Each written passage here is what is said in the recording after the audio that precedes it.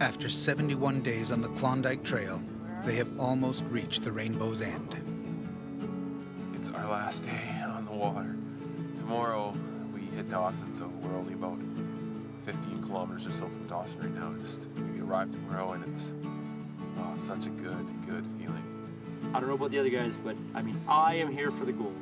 Like, that is it, 100% in a nutshell. And I'm gonna do everything in my power to get as much gold as fast as I can. Oh yeah, one other thing I'd like to mention, that there's one person that's really been starting to piss me off, and I'd just like to show you his face up close, personal.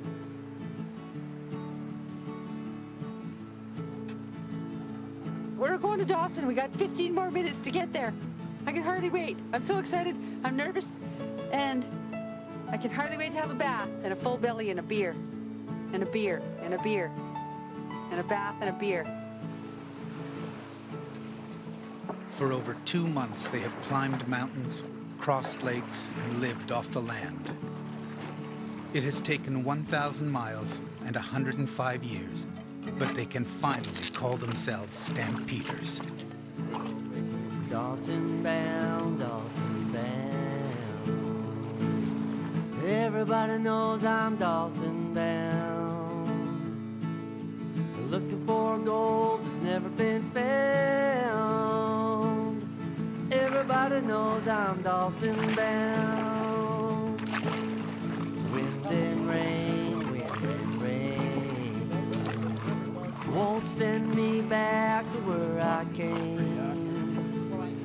I ain't ever gonna turn around. Everybody knows I'm Dawson bound. Dawson bound, Dawson bound. Everybody knows I'm Dawson bound. Looking for gold that's never been found. Everybody knows I'm Dawson bound. Everybody knows I'm Dawson bound.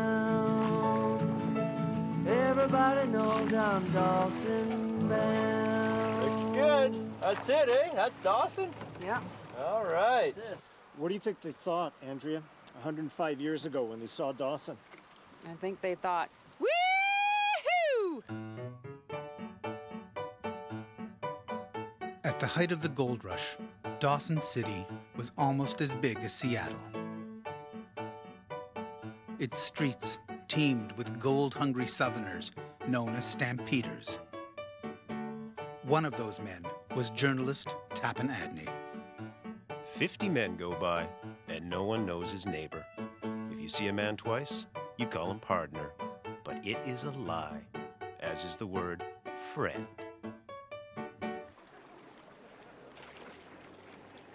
This team of 4 men and 1 woman have accomplished what no one has done since Tappan Adney's time.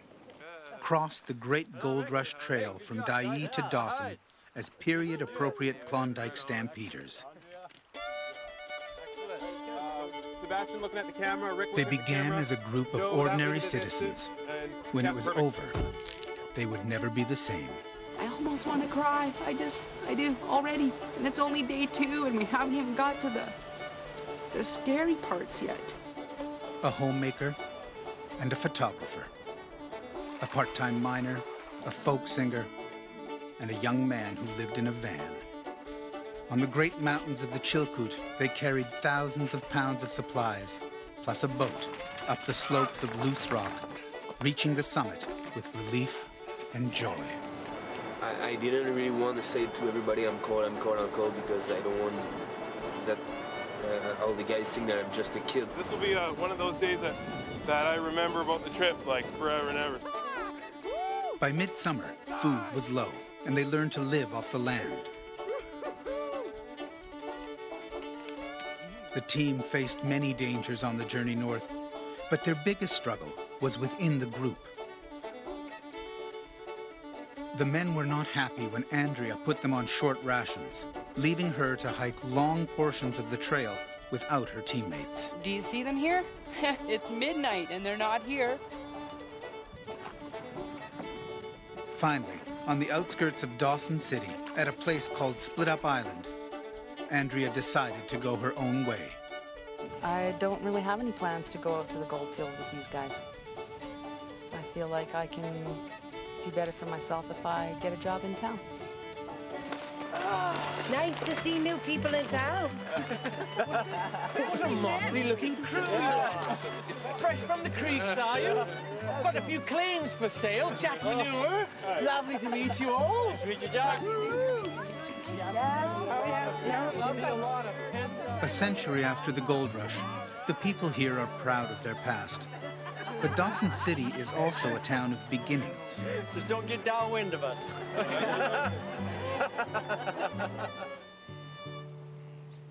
Both Andrea and Dave are starting new lives at Bombay Peggy's, the type of establishment that once welcomed many a lonely miner.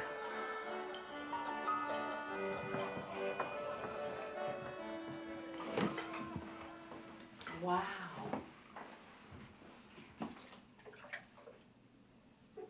Andrea is only here for one night, but she's making the best of it. In the bathtub, it's really easy to make the decision that you don't want to go on the claim when life is so good in the tub.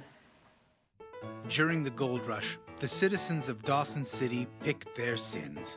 Guns were out, gambling was in. A pouch of gold dust could buy just about anything, including what the newspapers called companionship. Like many women of that time, Andrea arrived in town without much money. Tomorrow, she'll look for an 1897-style job, a respectable one. Dave Delnia also has a new life and a new look. Like most journalists of that time, Dave will not share in any gold his companions might find. Instead, he will live comfortably in town. I have been told that I can get a bath here. Is this true? You sure can. If you got like a, have you got a nugget? Well, not yet. I just got it. For the others, comfort is a distant dream. Even all the grit in the bottom feels good. Oh, yeah. Oh, yeah.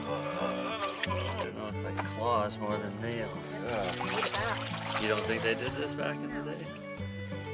This is first class. These pants fit when we left IE. And now they're like clown pants. How much would a bath cost in the old days? 50 cents. Oh. 50 cents? 50 cents? Yes. Would there be any extras or extra? Shave would be 25 more. Well, Sebastian, if we can, we have friends, and we will try and find you a cigar. Oh, that's gonna be nice. Later. No one required cleaning as badly as Sebastian. Hey. Oh, yes. Oh, yes. Ooh. Wow. Oh, yeah. Can you give it some more soap? Yeehaw! Yeah. Do it.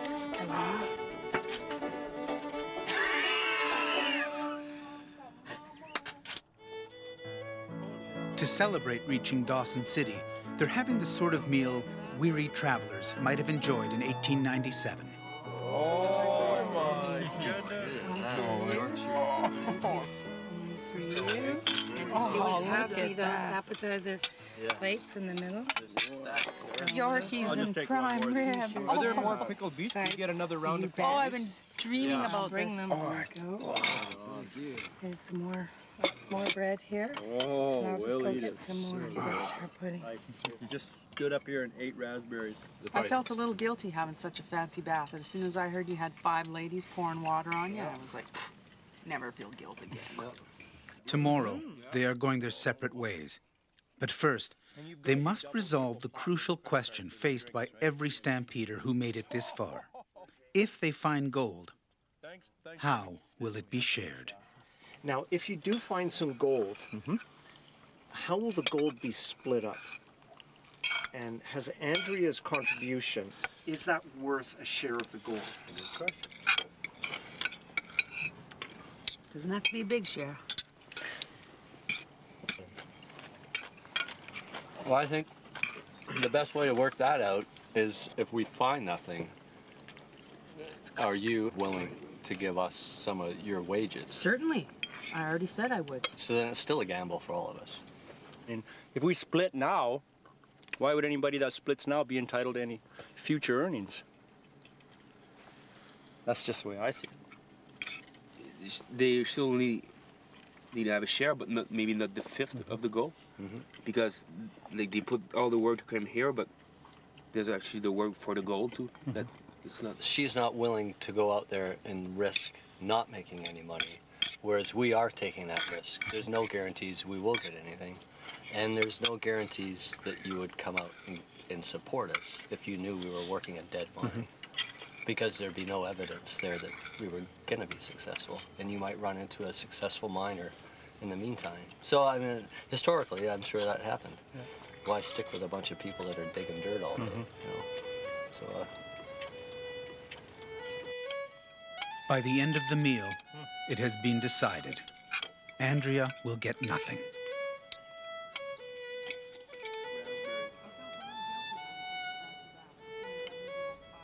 Some women did work in the gold fields. Most, however, found a more efficient way to strike it rich. They mined the miners. Martha Black, known as the first woman of the Yukon, kept a diary of her time in Dawson. There are about 4,000 men here, and 150 women. An Englishman I knew was separated from his pocketbook by one of the peroxide beauties of the north. There is many an El Dorado to be found in simple-minded men.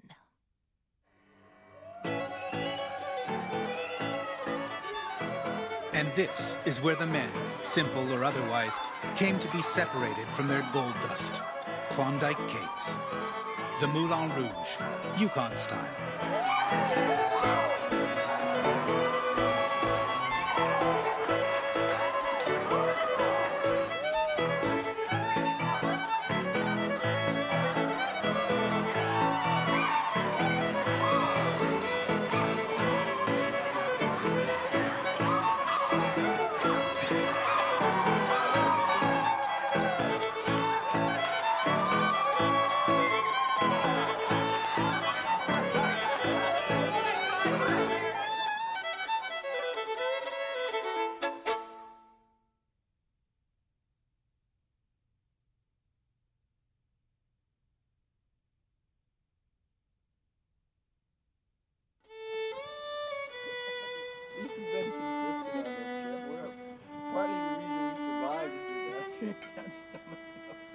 Day 73, a visitor for breakfast.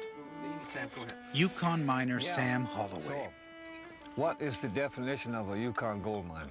I don't know. What's that? That's a hole in the ground with a liar standing in it.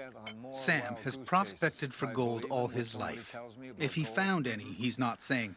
But he has arranged for the team to work a claim. Last Chance Creek.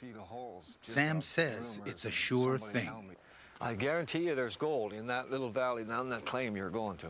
But using only a rocker, it's going to take some luck to hit it. To reach the claim, Rick, Joe, and Sebastian have hired a pack train from local horse wrangler Bentley Schmidt. He's not sure where Last Chance is, but in the Yukon, no one lacks confidence, and Bentley says he'll find it. It's funny because all the trip I didn't talk about gold, and now I started really thinking about gold, and Sebastian's gold fever is starting to burn.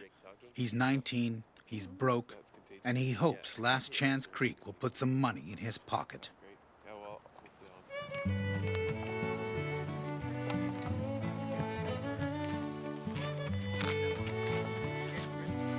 Inexperienced miners were called chichacos, and they walked these trails by the thousands, convinced that treasures of gold lay just ahead. By the time they reached the gold fields, most of the valuable claims had been staked. Wise stampeders hooked up with old-timers and worked for wages. Others vanished into the bush, taking advice from no one and hearing nothing but the call of the wild.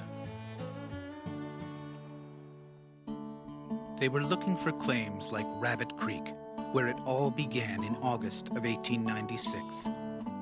Within weeks of this first big strike, miners found gold at Independence, gold at El Dorado, gold at Hunker, gold everywhere. Rick, Joe, and Sebastian are heading for Last Chance Creek, which lies in the heart of the gold fields.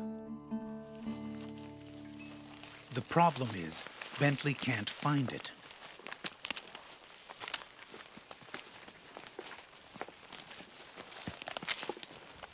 The trails all look the same, and in the thick bush, he has lost his way.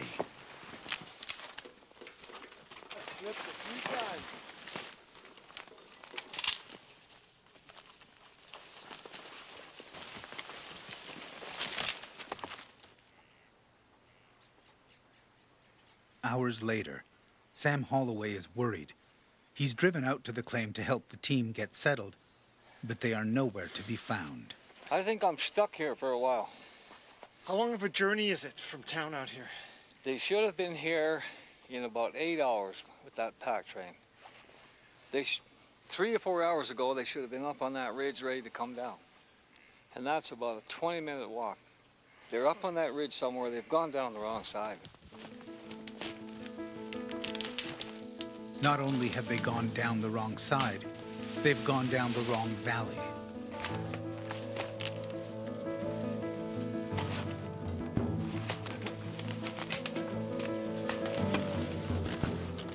Tired of this or what? Come on.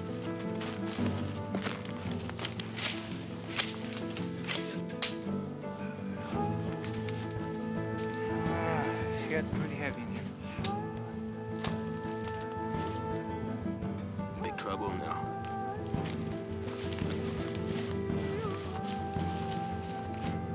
Now we know what they call this a shortcut. After months of work to get here, Sebastian's hopes of striking it rich are fading as the evening shadows grow.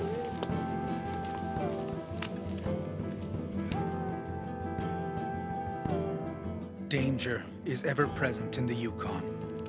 By midnight, they are exhausted and lost in the deep bush. I think today definitely ranks up there as one of the hardest days we've had. We keep thinking it's going to get easier eventually. This is my first experience at prospecting and mining, so it's not quite what I expected.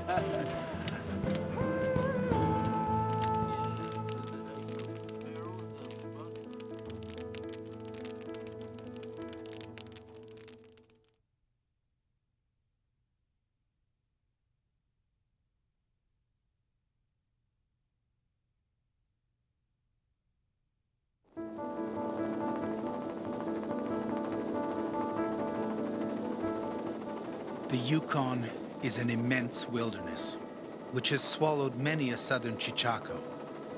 Sam Holloway has chartered a helicopter to find the team. He knows that gold fever hits like the swipe of a grizzly's paw, and that's why miners, even today, disappear in the Great Alone. Just as they did in 1897, Tapanagni. It is a wonder to all who see the newcomers set out across the land in their fancy hats and leather shoes. Some even dress in house clothes. Providence alone will save the Chichaco. A century later, Providence is still watching. Sam spots the team. They have been lost in the bush for 30 hours. Jungle out there. Coffee. I'm getting worried about you. Yeah, thanks. Yeah, well, we got lost, and then we didn't get lost. We tried to take this trail straight down the hill, and we got stuck in the bush. We had to turn around and go all the way back up. I didn't expect walking that long.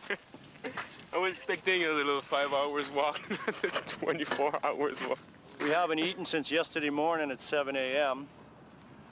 And we're hungry and tired, and we just want to get to camp so we can set up and eat.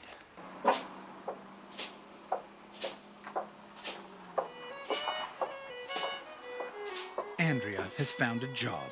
In fact, she's found two. She's moved from Bombay Peggy's to a local hotel to do the sort of work a new woman in town might have done in 1897.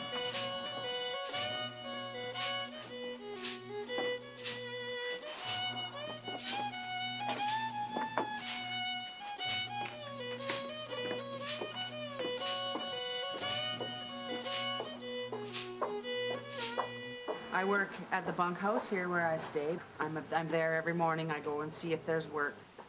When things are tight, I don't have a lot of money. I pretty much work for my food. I work at the tavern, a place called The Pit. Son, how do you like working here? It's better than making bannock. And you're actually getting paid wages. It's a real job, right? A real job, yes. Everybody thinks I'm super amazing and skookum and tough for have completed what we did. And really, I don't see myself as super amazing. I see it as something that I did because I had to do it. For Dave Delnia, his life in Dawson City is a mixed blessing. He is comfortable and well-fed, but misses the camaraderie he felt on the trail. The boys headed off to the claim, Rick, Joe, and Sebastian. That was a little hard for me because this is the first time when our roles sort of, they differ, and that was tough for me to, you know, up till now I've just been one of the guys, and since I've been here, you know, there's the sort of the class systems are a little different, and as the journalist, I would have stayed in Dawson and stayed in a bunkhouse or a hotel room and ate at restaurants, and the guys would have gone off to the mines, and I would have stayed here and, you know, worked on my writings and compiled my notes, and that's exactly what I'm doing.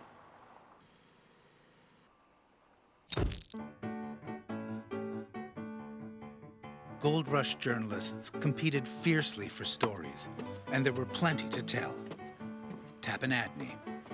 It is impossible for anyone to escape what I call the Klondike magnifier.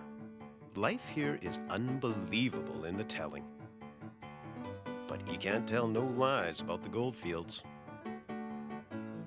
At the peak of the gold rush, Dawson City was the most exciting place on the planet. Champagne for breakfast, moose for lunch, caviar for dinner. Anything could be had for a nugget of gold.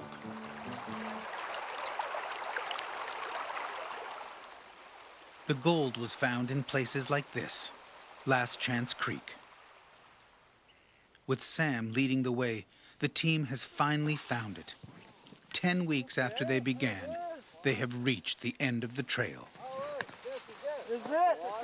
Hey. So we're here, we're on the ground. Here we're going to be the church. We're the first.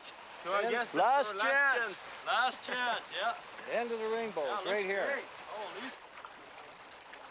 This claim has produced gold since 1898, since Robert Henderson came through and told everybody to come over this way. Do you have any idea how much? I don't know how much. Miners will never tell you exactly how much gold they're getting. But seriously though, a small creek like this could easily produce gold. Oh, for sure. There is hardly a creek anywhere in the Klondike that doesn't have a pay streak running down.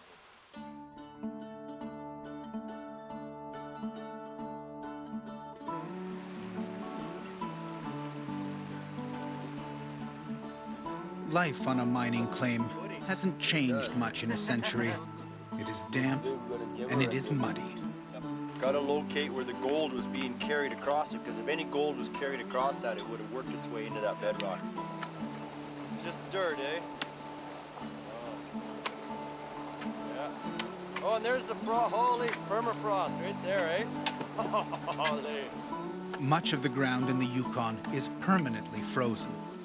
During the gold rush, stampeders worked through the winter building fires to melt the earth. This type of prospecting is called placer mining.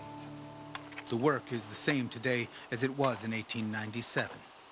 Pick and shovel, water and pan.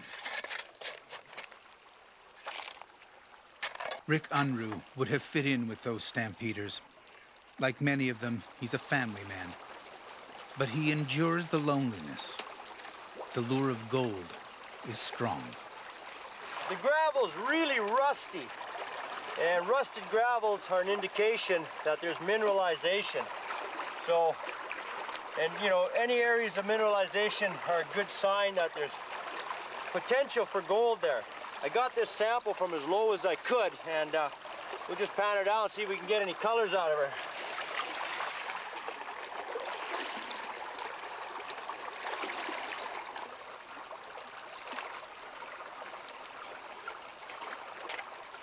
Water is extremely cold.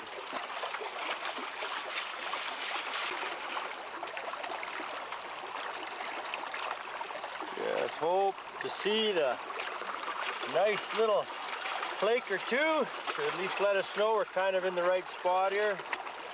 If you're finding enough color over a large enough area, you might want to bring in a rocker or even build a sluice system. A color is usually a piece of gold so small you can't even pick it up with your fingers.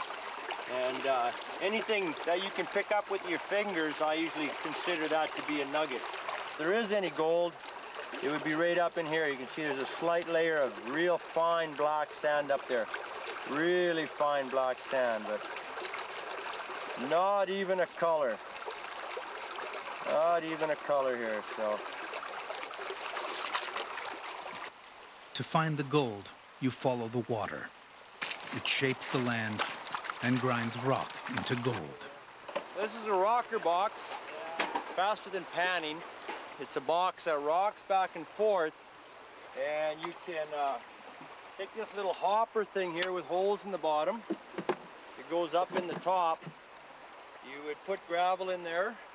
You would pour water into it, and then you would rock it back and forth, and all the small gravel will work through the holes, and it'll drop down through, and underneath inside there's a small sluice system, and the lighter material should wash through, and your gold and black sands will get caught down in this small little ripple system that we have in there.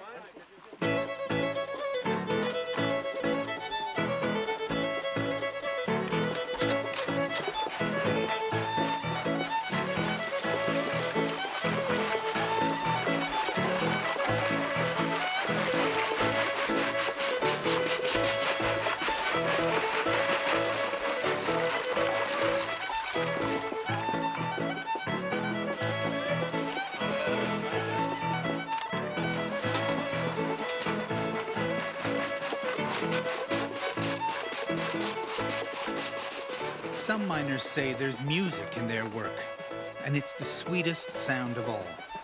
Like the tinkle of nuggets on a banker's scale. It is the sound of money.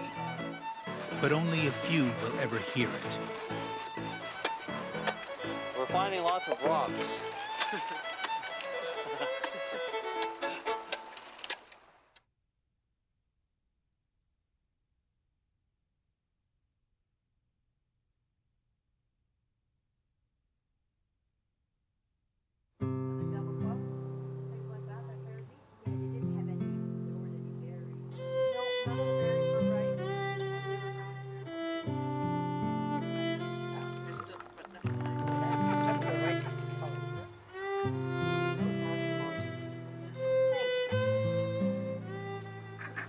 Andrea has been invited for tea. Many of the women of Dawson City came as young brides and spent their lives on the gold fields. They have sympathy for what Andrea has been through.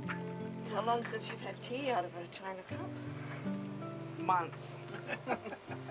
Tea out of a tin cup. A chipped tin cup. Thank you, ladies. That is good. After a dry spell. I just wondered what your impressions of Dawson were when you arrived here. All I could think of was the bathtub. The bathtub. There's got to be a bathtub in this town somewhere. I did. I found a very nice bathtub with bubbles up to my chin. And I didn't have to share the bath water with anyone. That's even better. Yeah. Tell me about your sewing machine. The sewing machine got left at the summit. The men folk had made a deal that they'd help me get to Dawson with my things. And when they got to the summit, it was, well, we'll help you get to Dawson, but if you want that, you're going to have to carry it yourself. that sewing machine would have been worth $10 million once you got it into Dawson City. I had to make some very hard choices, and yes, I left my best friend at the summit. So are men just as macho and chauvinistic now as they used to be? I thought maybe they had been taught something. Well, I totally felt like that. They were having. I would get up early and I would make them breakfast, and get them up when breakfast was ready, feed them, send them on their way. They wouldn't even bring their dishes to the dish bin. In 1898, they treated women like they were something from heaven, and they would have just, you know, done their best for you. Being a liberated woman in this day and age probably wasn't much of a help to you. They probably said, let her do it herself. That's exactly what happened.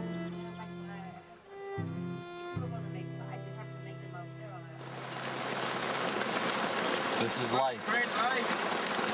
Life on a placer mine. It has rained every day. Our gold pans were full of water. It just stopped hailing out. And these are the happy miners. Last night we had the river come up. Overnight with the heavy rains, we lost a little bit of equipment, but that's no big problem. So we're just going to keep plugging along here. And again, the hardships we're experiencing, I just kind of look back at the people that were doing this 100 years ago and thinking this is what their lives were like day in, day out for possibly years. After a few days on the claim, how does it look? We didn't find nothing yet, maybe 2 little color. So it's not really exciting at the moment. We don't feel like we're gonna find gold. So it's just a life of digging holes? Yeah, digging holes, through some mud in the pan, wash with water, throw the rest in the water, some more mud in another pan, cut some firewood, hang around camp when it's raining, eat a lot of bannock, and that's pretty much the life at the claims.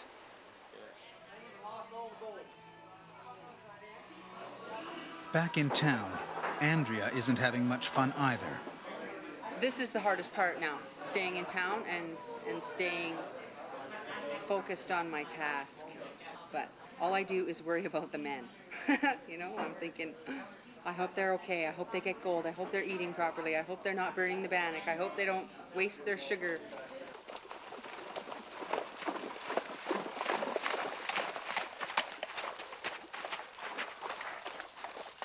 Dave Delnia is looking for a story.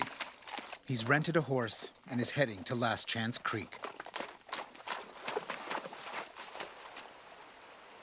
Despite the comforts of town, Dave is lonely. After months together on the trail, he's happy to be back with his friends. Were you riding horseback? Oh yeah. Oh, excellent. Great. No 30-hour adventure for me. Loneliness was part of frontier life. Postal service, my friend. Whoa. Dawson City had mail service, but news was rare, so letters were worth their weight in gold. There's been lots of sitting around, just thinking about what's been going on out here. Sebastian has been away from home for almost a year. He left to find his way. Now, after months of silence, a letter from his parents. So what's the news from home? Just good news. It's so nice to have news from my friend, and everybody's really happy of me, and everybody miss me. It's a strange feeling. I never thought I left Quebec like a bum, and now everybody know my story, and yeah, it's awesome. I'm like shaking. I'm so excited.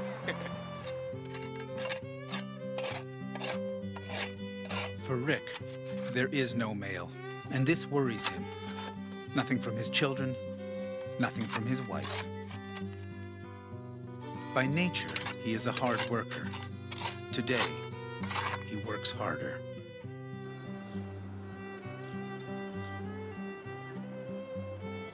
Andrea has finally heard from home. A letter from her husband. She married him after knowing him just 9 days. 9 years later, she's not sure if she's going back. Good news, he's got a job. Good news, he's got another job. Dog wags his tail. Future looks great.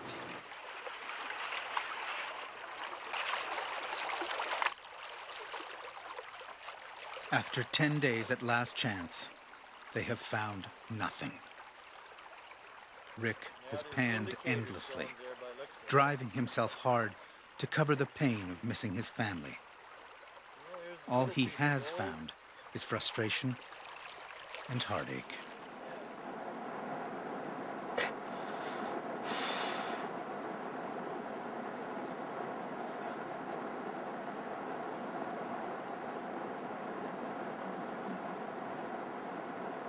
Those are just my little guys.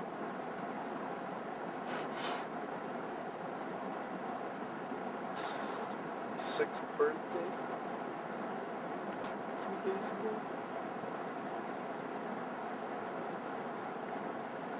And I wasn't there.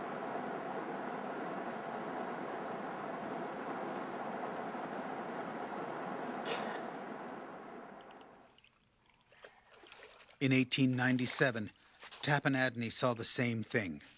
Sadness and anger everywhere. Many are stopping, throwing up their hands in disgust. They go around the creeks cursing and swearing at those who brought them. Some say the Klondike is nothing but a moose pasture. Joe Bishop is at home in the Yukon mud. He grew up in Detroit, but moved north to find some peace. Whether he finds gold or not, Joe is happy just to be here. Okay, let's start a new song. It's raining. It's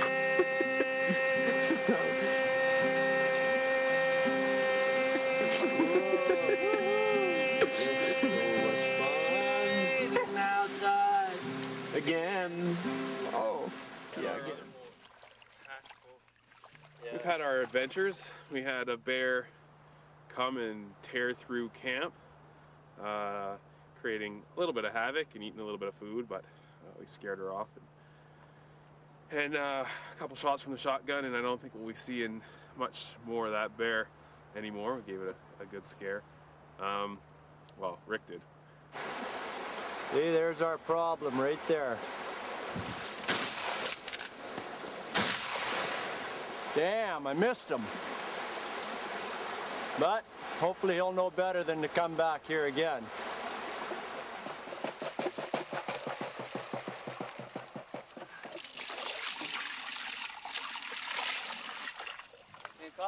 In the late afternoon of their 85th day, their hard work pays off. Joe finds gold. There's gold in these creeks. No way! Yeah. Holy! Oh, good score, Jojo. That's great, man. Oh, Whoa. yeah, that's a lunker. Wow. The nugget is only worth a few dollars, but the achievement is priceless.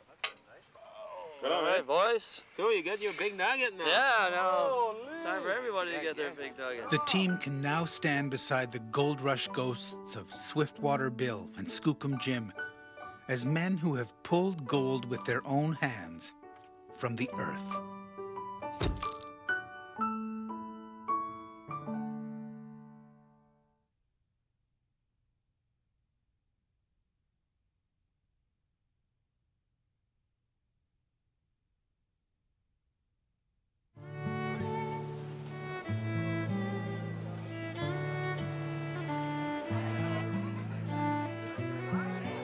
In Dawson City, Andrea Bellon is about to strike her own vein of gold. The tavern where she works sometimes pays its staff in nuggets. Today is payday. I'm sure you'll find this Wow. token sufficient to represent the wonderful work you've done here at the Westminster Hotel. Oh, thank you. There's something for your man up the creek. Yukon gold, 50 times more valuable than the nugget found by the men. With her newfound wealth, Andrea has rented a wagon and decided to come calling. She is lonely, and despite the tensions on the trail, she misses the men. In 1897, it was not unusual for women to bring food or gifts to the claims. Martha Black, one of the first women to live in Dawson City, was a regular visitor. On those glorious Indian summer days, I went to the diggings and met all sorts of men. People said I should take a revolver, but I had no fear of anything, especially if I had a stout stick. Clocks and schedules are irrelevant. You go by how long it takes to get the job done without wrecking the man or the team, and you just deal with life. Martha Black would have liked Andrea. Life in both centuries has not been easy for her. But as the long summer nears its end, she makes two decisions. She will return to her husband. She will also share her gold with the men. Why? Because she learned bridges are better built than burned. It's been horrible. It's been wonderful. I hate them. I love them. I can never make up my mind, just like in real life. Oh, oh, that's cool. Yeah, here. Oh, do you want a seat? I ate half it on the way out here. Oh, I brought you chocolate too. And not only that. Wow. A pie. And check it out. I didn't wash my plate just for you guys. Looks like one of ours. In 1897, 100,000 Southerners left their homes for the Klondike. Only 30,000 reached Dawson City. Of those, less than half staked a claim, and only a few hundred got rich. The Stampeders returned from the Klondike as men returned from war, battered and bruised, yet wise beyond their years. And like this team, they came home joyous to have survived the incredible journey and full of stories and songs.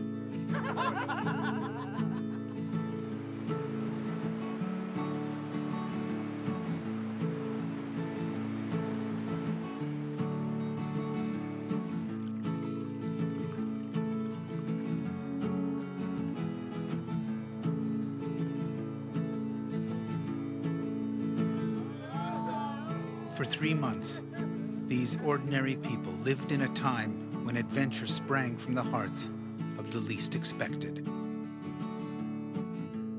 At the end of the Great Klondike Trail, like most stampeders, they found pride of achievement and warmth in fellowship. A century later, these riches still shine like a glacier at sunrise or a virgin nugget washed clean in a gold miner's pan. I got a nugget right, or a small, we call that a flake, right there. So it keeps me going. You know, they left with such big dreams and, you know, this huge adventure. They were going to come up here and they were going to hit the mother lode and everybody was going to be rich. And then to get here, and there's nothing, you know, there's nothing there. I read this book about Klondike women, and one of the women said it was no big deal. But when you're doing it and you're just in survival mode, it's just survival mode. You just do what you have to do to get by. This is the challenge, and once you step foot on that trail, you know, you're in it for the long haul. I learned that it was a pretty simple and fun life back then. So you had some fun? Oh yeah, for sure, yeah. A lot of fun, a lot of hard time, but fun time. Dawson bound, Dawson bound. Everybody knows I'm Dawson bound. Looking for gold that's never been found. Everybody knows I'm Dawson bound. Wind and rain won't send me back to where I came. I ain't ever gonna turn around. Everybody knows I'm Dawson bound. Dawson bound, Dawson bound. Woo-hoo! Everybody knows I'm Dawson bound. Looking for gold that's never been found. Everybody knows I'm Dawson bound. knows I'm Dawson bound. Everybody knows I'm Dawson bound.